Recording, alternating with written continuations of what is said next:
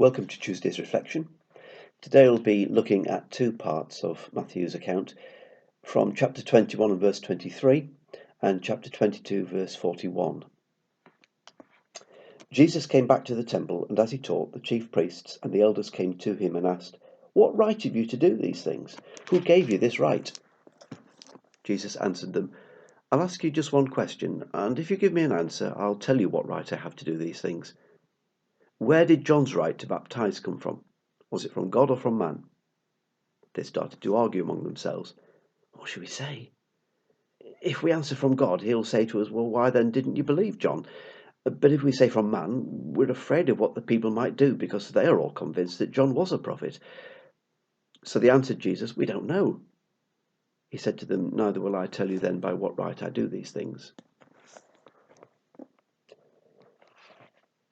When some Pharisees gathered together, Jesus asked them, "What do you think about the Messiah? Whose descendant is he?" "He's David's descendant," they answered.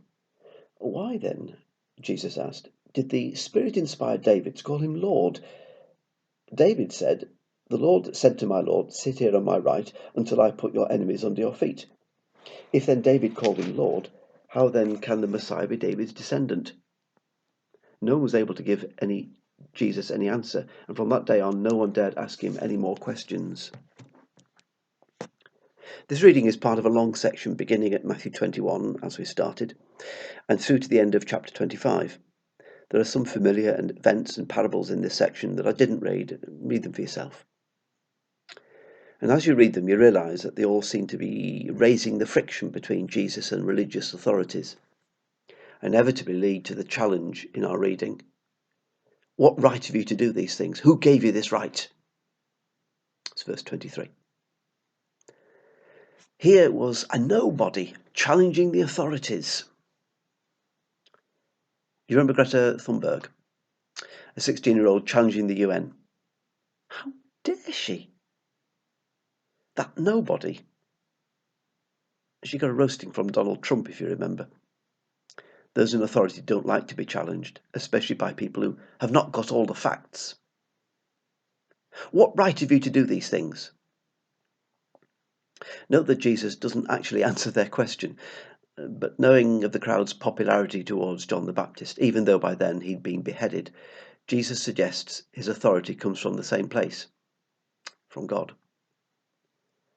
Now, to claim that authority isn't necessarily to claim to be David's son, but it's not too far short. In the other section of our reading, Jesus challenges the current thinking about the Messiah, i.e. the son of David. The argument's a little obscure, but if we note that in that culture age is respected, with the greatest being the oldest, so that a son is less than a father who is less than a grandfather, and so on. Thus the son of David, i.e. the Messiah, would be less than David.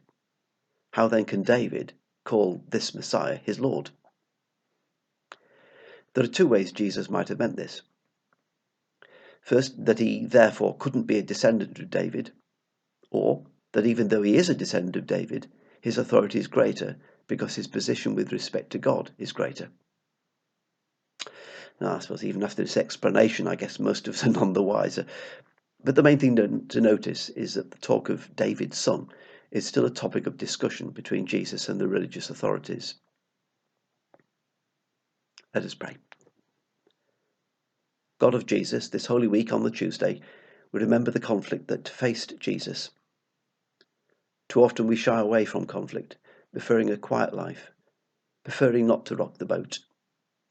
We thank you that Jesus was firm with his convictions, unswerving in the path he trod for you, for us. We thank you that he is the true Son of David, the Messiah. Help us to follow him in all of life, both life as we live in lockdown and life when everything gets back to normal. Ease our frustration at not being able to demonstrate our Christian faith in the practical ways we are used to doing, and help us to find new ways of being your people in these days. Amen. See you tomorrow.